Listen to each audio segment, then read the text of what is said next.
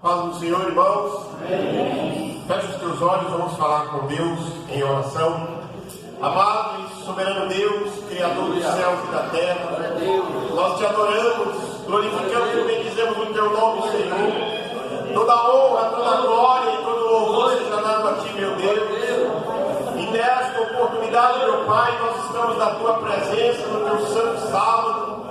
E pedimos, meu Deus, perdão pelas nossas falhas, perdão pelos nossos pecados. Peço, meu Deus, que o Senhor tenha misericórdia de cada um de nós. Estende, meu Deus, a tua mão de poder sobre a vida da tua igreja nesta manhã, Senhor. E aqui estamos, meu Deus, para adorar o teu nome. E neste momento, meu Deus, da nossa adoração, nós vamos te adorar através da tua palavra, Senhor. E eu peço, meu Deus, que o Senhor aceite a minha adoração. Aceite a adoração do meu irmão em nome de Jesus Cristo. E que a tua palavra, meu Deus, que é o alimento espiritual, venha falar com cada um de nós nesta manhã, em nome de Jesus Cristo, para a glória de Deus. Nós oramos e repreendemos todo mal, oramos e repreendemos toda e qualquer ação maligna, e pedimos, meu Deus, que o Senhor manifeste o teu poder nesta manhã, para que possamos, meu Deus, compreender o texto da palavra, para que possamos compreender a tua palavra, Senhor, e que esta palavra, meu Deus, seja uma palavra para a edificação da tua igreja e para o fortalecimento da nossa fé, Senhor. Nós oramos em nome de Jesus e te agradecemos. Amém.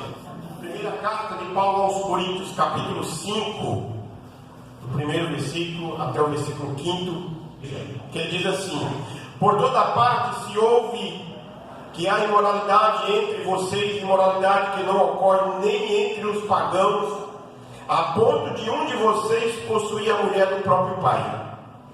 Mas vocês estão orgulhosos, não deviam, porém, estar cheios de tristeza e expulsar da comunhão aquele que fez isso.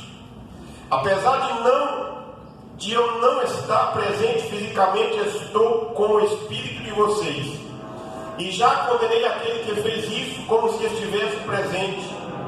Quando vocês estiverem reunidos em nome do Senhor Jesus Cristo, eu estou com vocês em espírito, estando presente também o poder do nosso Senhor Jesus Cristo. Versículo 5: porém entregue este homem a Satanás, para que o corpo seja destruído e que seja salvo no dia do Senhor. Amém? Sentai-vos, irmãos, partilhar a palavra de Deus com os irmãos. E o tema da nossa mensagem nesta manhã, irmãos, é sobre a disciplina na igreja. A título de introdução, cabe esta pergunta: quando deve aplicar a disciplina?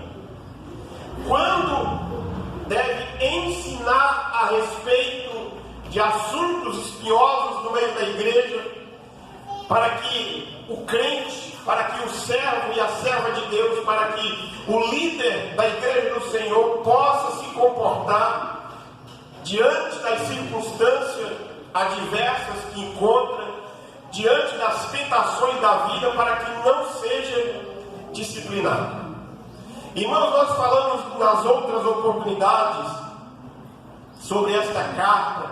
Nós falamos sobre, no capítulo 1, sobre a divisão da igreja. Nós falamos sobre a sabedoria de Deus. Nós falamos sobre poder, sobre a sabedoria do Espírito Santo. No capítulo 3, sobre os partidos que existem dentro da igreja.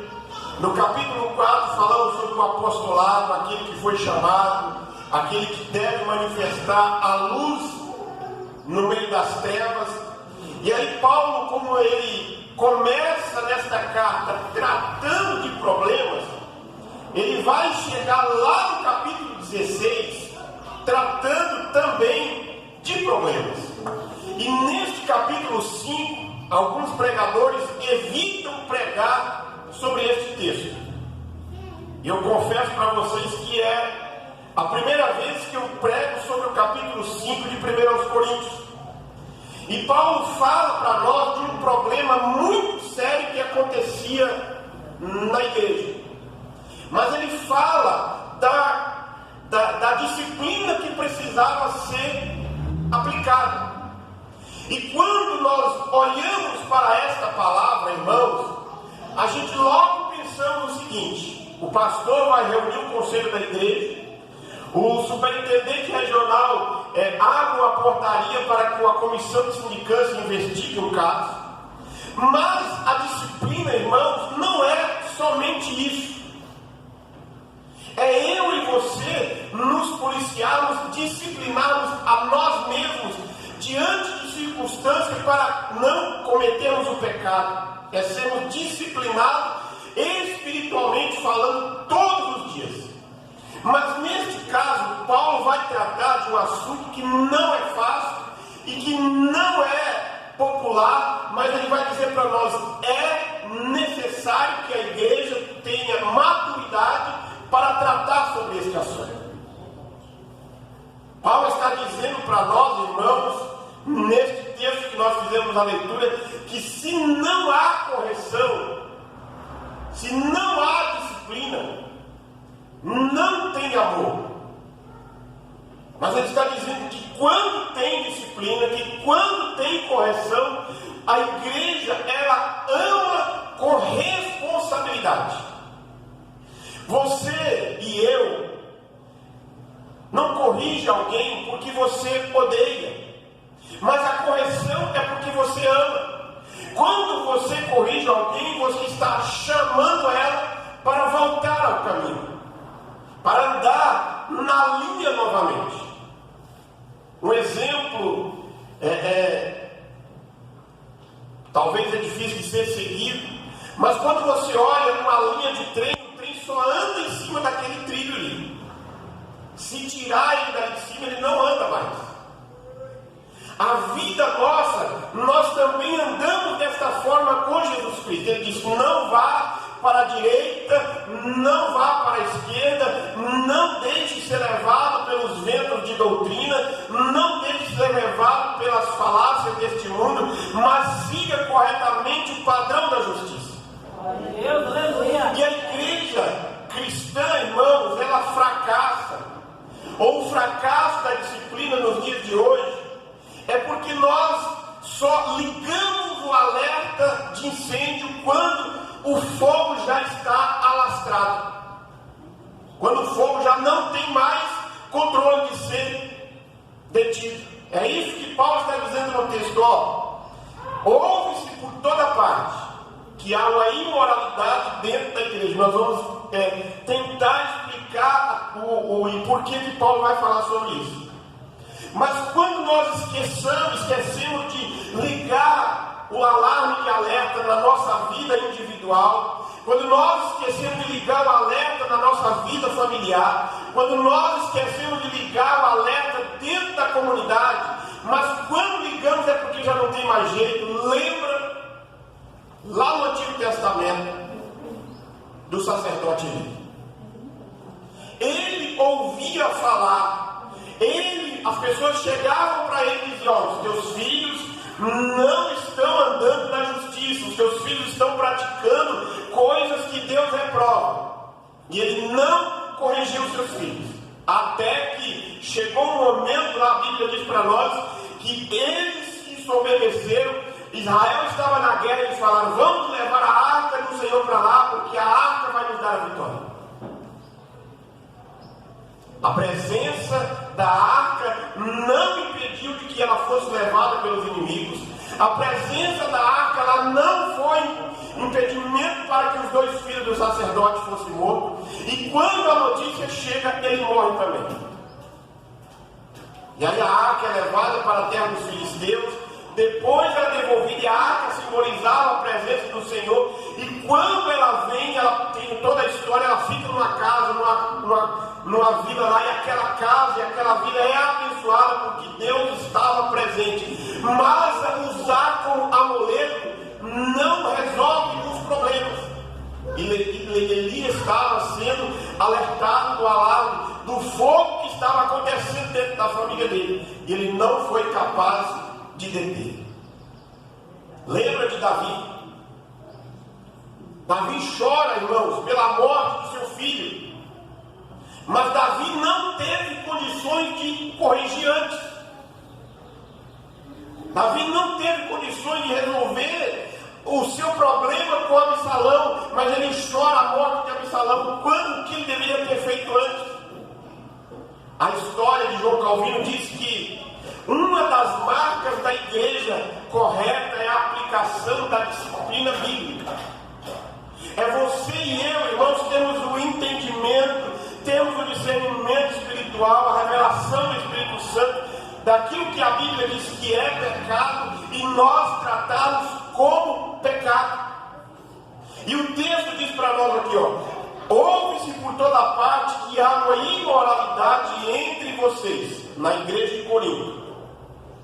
Imoralidade essa que não ocorre entre os pagãos.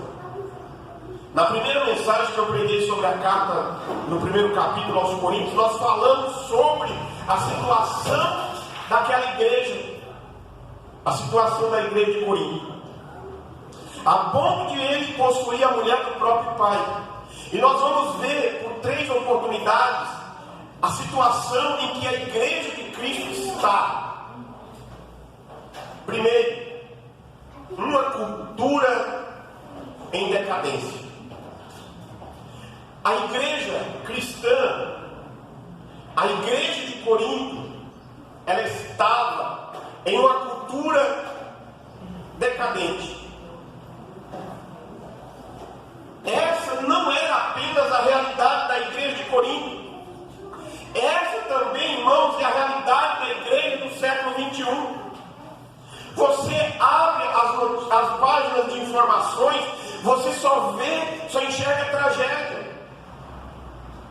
Você abre as páginas de informações de jornais, você só enxerga princípios criados pelo homem que vai contrário à palavra de Deus. E a igreja está presente nesta sociedade.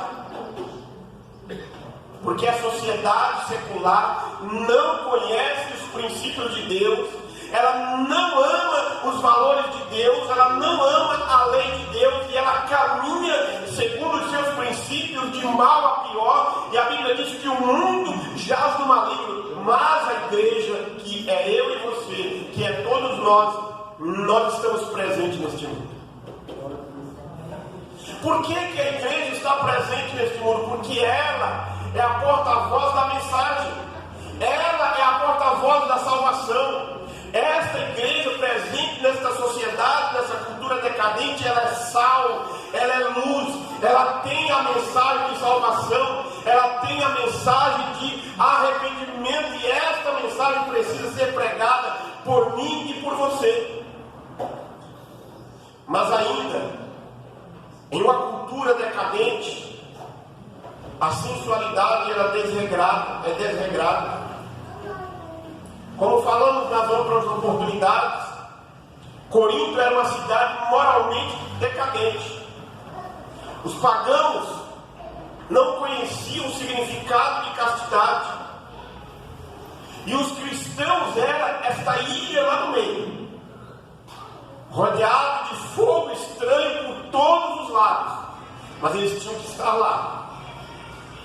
Nós também somos desta forma.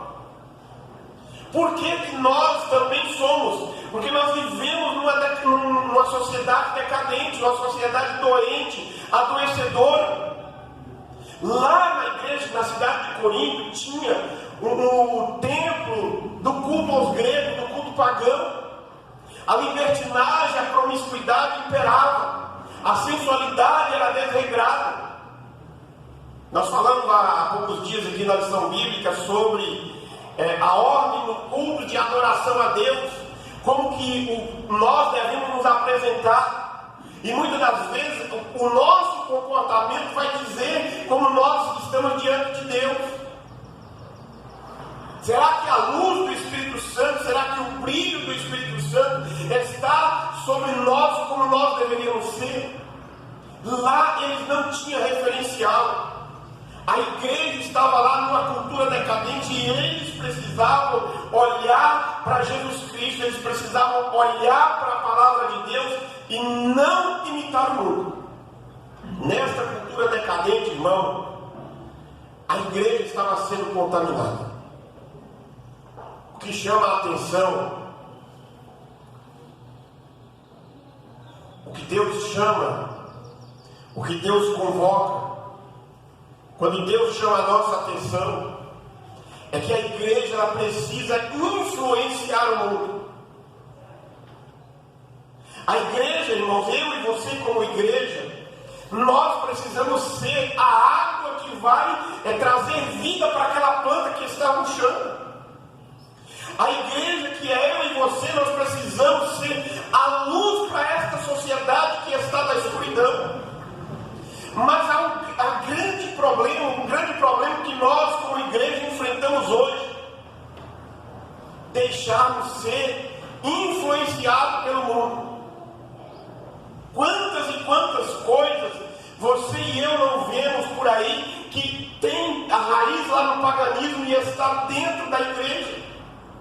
É isso que Paulo está dizendo, ó, vocês não podem se orgulhar disso. O menino lá, o homem lá, Paulo não fala o nome dele, Paulo não fala da mulher, nós vamos explicar um pouco sobre isso. Mas ele fala, ó, vocês são orgulhosos, precisam tomar uma posição. Talvez alguém, o texto bíblico não fala, mas alguém que mandou para dizer para Paulo, a gente não pode falar nada, porque a oferta dele é grande. A gente não pode falar nada não, Gilberto, porque a família dele é a metade da igreja. Se a gente corrigir esse homem aqui, Paulo, a igreja vai embora, a metade vai embora, e as ofertas vão cair. No século XXI existe isso, irmãos. Paulo denuncia aqui, irmãos, o pecado do incesto. Lá em Levítico capítulo 18, o texto bíblico traz a condenação da parte de Deus sobre este pecado e outros mencionados no texto lá em Levítico 18. Este homem aqui, irmãos, ele estava tendo relações sexuais com a mulher do próprio pai, e o pai estava vivo. Não era viúva, não era mulher do pai dele, ele estava vivo. E a igreja, ao invés de discipliná-lo, ela estava orgulhosa dessa loucura, porque a igreja ela estava inflada, a igreja estava uma bolha. A igreja achava-se melhor do que as outras. Nós estamos na cidade de Corinto. A igreja de Corinto é melhor do que a igreja de Atenas. A igreja de Corinto aqui, nós sabemos que um grupo de crentes lá na ilha de Creta, nós aqui somos melhores do que eles. Porque aqui, Paulo passou por aqui, Apolo pregou aqui, nós temos a raiz nos ensinamentos de Pedro. Nós somos melhores do que eles. E isso é abominável aos olhos de Deus, porque o incesto aqui neste contexto cultural de Corinto violava até os princípios dos pagãos lá de Corinto. Ele fala aqui no verso 1, imoralidade que não ocorre nem entre os pagãos. A informação que Paulo tinha é de que lá na cidade de Corinto, nem entre os pagãos tinha uma situação como essa, mas dentro da igreja estava acontecendo. Não era somente um caso de adultério, mas era incesto. E Paulo recrimina e denuncia o pecado deste jovem, dizendo que nem os pagãos cometiam isso. E ele diz, pegue este homem, entregue para Satanás, para que o corpo seja destruído e seu espírito seja salvo. Ele precisava ser maltratado, ele precisava ser disciplinado para que ele reconhecesse o seu pecado e que talvez ele pudesse, ou que ele pudesse se arrepender e reconhecer o perdão do Senhor. Porque muitas das vezes, irmãos, o falar não resolve, o aconselhar não resolve, o chamar a atenção não resolve, o ouvir as mensagens não resolve. Muitas das vezes a disciplina precisa acontecer. Mas cabe-nos uma pergunta: por que Paulo não fala da mulher? Você já deve ter lido este texto, Nós estudamos um tempo atrás uma lição bíblica sobre a primeira carta de Paulo aos Coríntios. E talvez você pergunte, por que Paulo não fala da mulher? Eu fui atrás pesquisar, eu fiz algumas pesquisas, e embora o texto não menciona, a maioria dos intérpretes, historiadores, fala que Paulo não cita a mulher, porque ela não era membro da igreja. Ela era uma conhecida da cidade, casada com um homem que tinha um filho, que este filho era membro da igreja. É por isso que ele não menciona a mulher. Lembra de Jesus lá no capítulo 8, capítulo 8 não, lá na história da mulher adúltera, quando os fariseus levam ela na presença de Jesus, Jesus pergunta, menciona ali no texto, ele tinha que apresentar os dois. Aqui Paulo não está apoiando a atitude da mulher, mas ele está dizendo a disciplina é para quem é membro da igreja. Para quem é de fora, nós não temos responsabilidade espiritual sobre ela. Vocês, como igreja, precisam disciplinar quem que é um membro da igreja. Quando o crente peca, irmãos, quando nós pecamos, erramos conscientemente. Não existe para nós, irmão, dizer assim, eu não sabia, foi uma fraqueza. Pode ser uma fraqueza, mas peca conscientemente. Porque o crente sabe que pecado é transgressão da lei. E quem tropeça no ponto é culpado de todos. E Paulo está reprovando a atitude do jovem e a atitude da igreja. Porque nós precisamos tomarmos decisões que vai mexer em situações, que vai causar um rebuliço no meio da igreja, mas precisamos, tem hora que precisa ser mexido. Paulo está mostrando para a igreja que o pecado ele é danoso para a mente e a saúde daquela pessoa que peca, mas ele é também danoso na vida espiritual da igreja. É por isso que ele está dizendo, preciso, vocês não, porque vocês estão orgulhosos. Vocês deveriam estar cheios de tristeza. Vocês precisam estar chorando. E aí eu faço uma pergunta para nós nesta manhã. Como que nós começamos a nossa oração? Como que você começa a tua oração lá, a tua oração da manhã, ou da meio-dia, ou da noite, a tua oração que você vai separar o tempo para falar com Deus em oração? Como que você começa a tua oração? É pedindo perdão? É confessando os teus pecados? Ou você já começa aquela oração, Senhor, abençoa o irmão, Senhor, abençoa minha vida, abra uma porta de emprego, Senhor, cura a enfermidade, Senhor, restaura a família de fulano. Será que você já começa a oração desta forma? Talvez a nossa oração, nós precisamos mudar, não estou querendo dizer que você está orando errado, mas talvez tem hora que a nossa oração precisa mudar, nos colocarmos diante do Senhor e primeiramente pedir perdão pelos nossos pecados, porque nós não somos dignos de chegar na presença do Deus Santo, conforme Ele é santo. E se nós não reconhecermos os nossos pecados, irmãos, e pedir perdão para Ele, nós não somos dignos de chegar diante dele, porque Ele é santo, santo, santo. Isaías capítulo 6. Eu ouvi uma mensagem de um pastor uma vez. O tema da mensagem dele é: mata o teu Uzias. Por que ele falou isso? O que eles têm? Ele falava assim que Uzias era um muro entre Deus e ele, entre Deus e o crente. Ele está usando o texto de Isaías, que Isaías fala: no ano que morreu o rei Uzias, ele enxergou o Senhor. Então Uzias era um impedimento. E aí ele aplica na vida espiritual, dizendo na mensagem dele, diz assim, você precisa matar Uzias para ele sair da tua frente, para você enxergar Deus. Glória a Deus, aleluia. Então, a nossa oração precisa começar com que nós venhamos começar confessando os nossos pecados diante de Deus para melhorar a minha vida espiritual. É isso que Paulo está dizendo, vocês não podem ficar desta forma, vocês não podem sentar à mesa com este homem, vocês não podem ficar orgulhosos desta forma, vocês precisam chorar por este erro terrível que está acontecendo. Mas ele vai dizer para nós que muitas das vezes a igreja age de forma errada em relação ao erro de alguém. Fazer concessão ao pecado.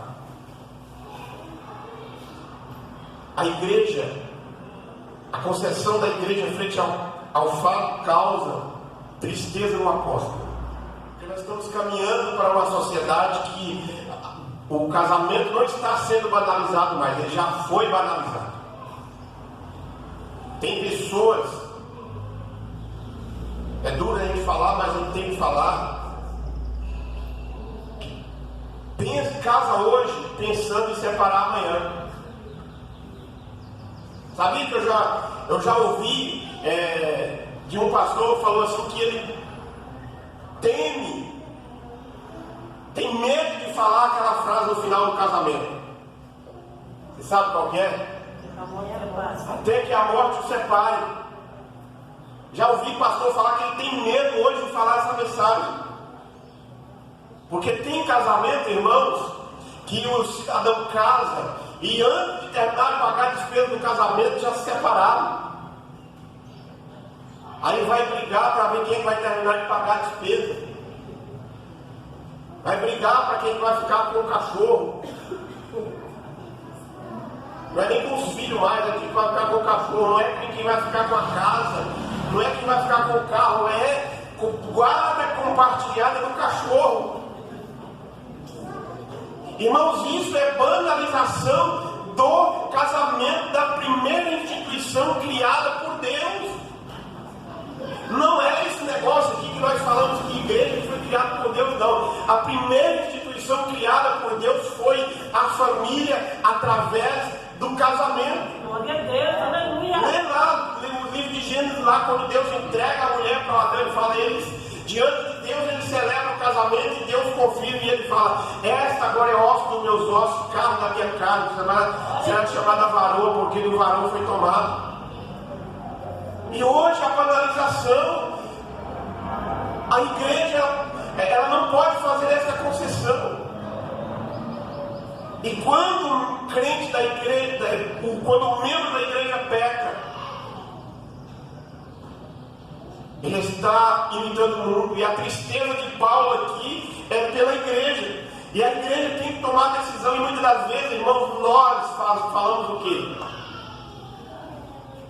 Triste palavra, mas nós falamos, não tem nada a ver.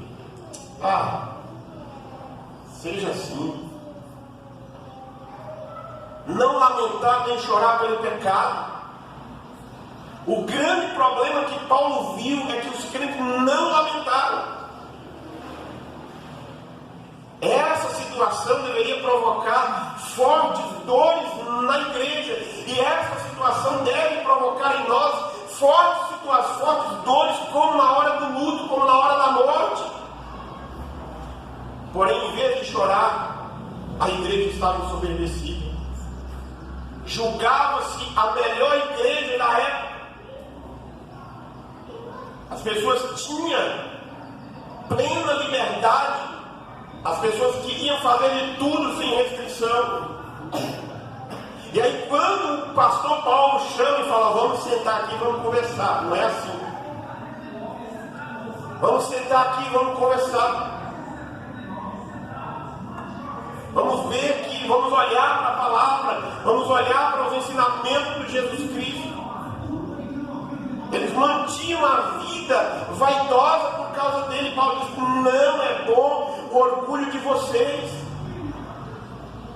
Por quê? Nesse mundo, a disciplina está cada vez mais difícil.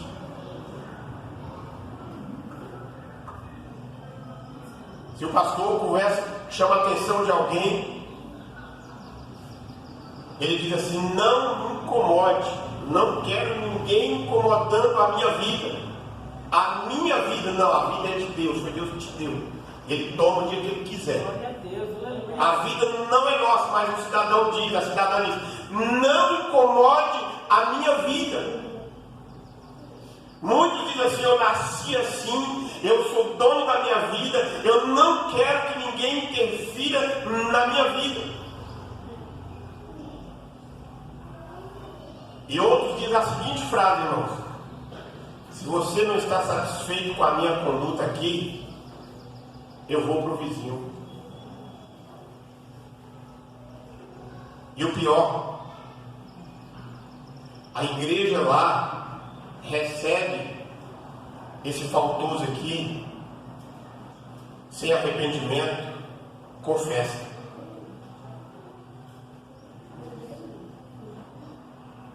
Hoje, transferir alguém de uma igreja para outra é a coisa mais fácil que tem.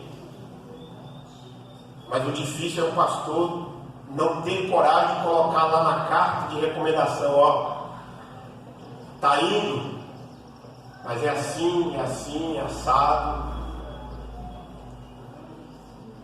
Se não tiver o apoio do conselho, muitas das vezes o pastor reúne o conselho e fala: ó, nós vamos transferir fulano, mas nós precisamos botar na carta de recomendação isso aqui. Aí diz lá no cantar: eu não vou assinar. Sabe de toda a situação, mas diz assim: eu não vou assinar. Você quer fazer, você faz sozinho.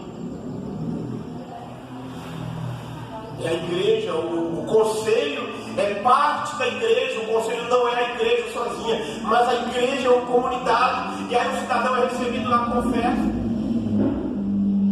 Por quê? Porque ele foi chamado a atenção dele. E é isso que Paulo está dizendo: se você não tiver essa decisão, não tomar essa atitude, a igreja vai sucumbir.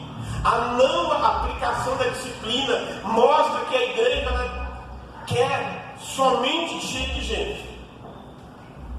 Em vez de estarem chorando, eles estavam desobedecidos. Ela deixou de aplicar a disciplina. Ela não lamentou para que o faltoso fosse tirado de tamanho trágico que o praticou. Então, ele diz: ó, quando vocês estiverem reunidos em nome do Senhor Jesus, estando eu com você em espírito, estando presente, o poder do Senhor Jesus Cristo vai estar. Percebe que Paulo aqui ele vai dizer para nós: se quando vocês se reunirem, se eu estiver ou não, quem que está presente é o poder do Espírito, o poder de Jesus Cristo.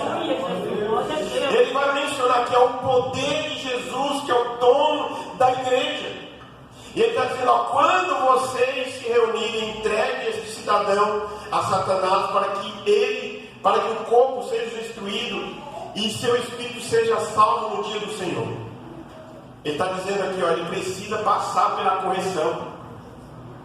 Talvez a correção da igreja, a disciplina da igreja não é suficiente. Talvez ele falasse: ó, vamos orar para que Deus mude a vida dele, e ele continua praticando as mesmas coisas. É a história que eu falei esses dias aqui na escola bíblica do pastor. E aí quando entregou lá na oração o cidadão para Satanás, na autoridade que o pastor falou do testemunho dele, a situação resolveu, porque o cidadão ficou com medo do diabo. Porque quando o diabo vem para machucar, irmãos, ele machuca, ele bate, ele pisa, ele esperneia em cima, e quando ele vê que está lá ainda tem um restinho de respiração, ele sai de cima. Ele diz assim: agora não tem mais jeito. Você está aí agora não tem mais jeito, não tem mais jeito. Agora você está todo quebrado, não tem mais jeito. Não precisa passar por isso, irmãos. Deus é um Deus de amor, mas Ele quer nesse amor dele o arrependimento. Não é um Deus de amor que apoia o pecado, é um Deus de amor que abomina o pecado. Ele ama o pecador, mas Ele o aborrece. Ele odeia todo tipo de pecado. pecado. Glória a Deus. Aleluia. Aleluia, Jesus. Por isso, irmãos, que eu e você, concluindo, como nós vamos falar por 2 vezes nesse texto, concluindo, sempre que nós, como igreja, temos uma visão equivocada daquilo que é pecado e daquilo que não é pecado, nós erramos na aplicação da disciplina. Porque Cristo, o Senhor Jesus, é o nosso Cordeiro, nosso Cordeiro. Aleluia. Jesus Cristo é o Cordeiro de Deus que tira o pecado do mundo. Não foi em vão, irmãos, o sacrifício que Cristo fez lá na cruz do Calvário. Não foi em vão. E eu e você, irmãos, na primeira pessoa, eu preciso viver uma vida cristã, fazendo a faxina diária todos os dias, no momento da nossa oração, colocando diante de Deus: Senhor, perdoa os meus pecados, purifica-me de todo pecado, como diz lá em Hebreus capítulo 12, verso 14, sem santidade ninguém vai ver o Senhor. Glória a Deus. Aleluia. Tirar sempre o fermento, remover o fermento do pecado da nossa vida, para que possamos celebrar com verdade e com sinceridade. Jesus falou para a mulher: não é nem lá neste monte, nem aqui, você deve adorar em espírito e em verdade.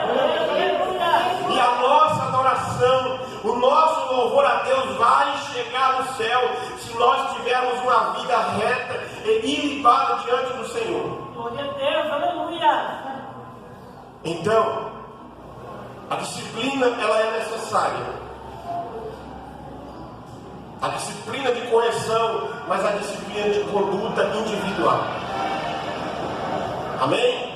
Se coloque em pé, irmãos de Deus, nesta oportunidade, Senhor.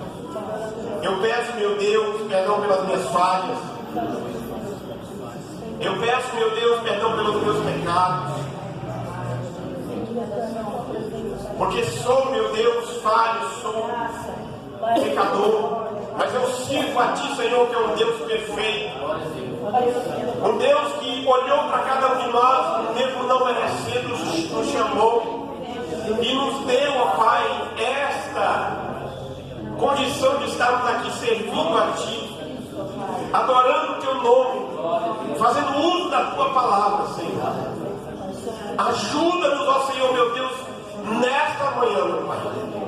A Tua palavra, meu Deus, falou em um assunto da vida de um homem dentro da igreja, e que o comportamento da igreja não condizia com aquilo que estava acontecendo e que ela precisava mudar. E a Tua palavra, meu Deus, falou para nós que nós precisamos mudar. Aplica, meu Deus. O Teu Espírito Santo tem a autoridade de aplicar esta palavra na nossa vida, no nosso viver, Senhor. Nos ajude, meu Pai, em nome de Jesus Cristo. Eu peço, meu Deus, que o Teu Espírito Santo nos ilumine. Que o Espírito Santo ajuda-nos na nossa caminhada, Senhor. Nós oramos, nós Te louvamos e Te bendizemos, ó Senhor, para a glória e para o louvor do Teu nome. Eu oro em nome de Jesus e Te agradeço. Amém. E graça. E a graça de nosso Senhor e Salvador Jesus Cristo, o grande e infinito amor de Deus, nosso Pai, a comunhão e as consolações do Espírito Santo esteja sobre cada um de nós, hoje e permaneça para todos sempre. Amém. E graças a Deus.